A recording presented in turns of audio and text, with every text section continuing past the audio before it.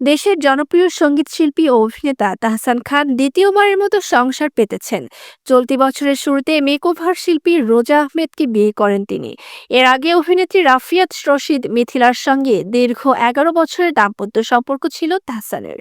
তবে 2017 সালে তাদের বিবাহ বিচ্ছেদ হয়।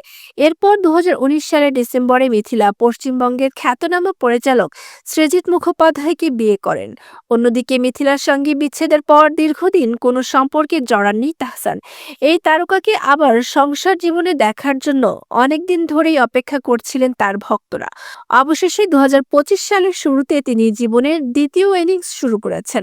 তাহসানের বিয়ের পর মিথিলাকে নিয়ে আবারও সামাজিক যোগাযোগ মাধ্যমে আলোচনা সমালোচনা শুরু হয়। সাবেক স্বামীর বিয়ের পর মিথিলার প্রতিক্রিয়া জানতে ভক্তরা অধীর আগ্রহে ছিলেন।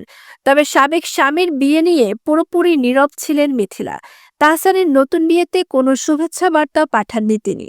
যদিও সম্প্রতি এক সাক্ষাৎকারে তাহসানের বিয়ে নিয়ে প্রশ্নের মুখে পড়েন মিথিলা, তবে বিষয়টি নিয়ে কথা বলতে অপারগতা জানাতে দেখা গেছে এ অভিনেত্রীকে।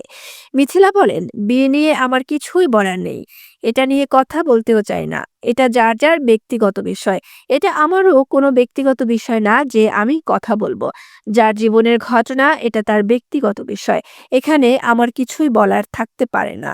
এর আগে মিথিলা এক সাক্ষাৎকারে বলেছিলেন, বিচ্ছেদ হয়ে গেলেও তাহসানের সঙ্গে তার বন্ধুত্ব রয়েছে। অভিনেত্রী মনে করেন, সন্তান থাকলে তার স্বার্থ আগে দেখতে হবে, সন্তানের মানসিক স্বাস্থ্য সর্বাগ্রে।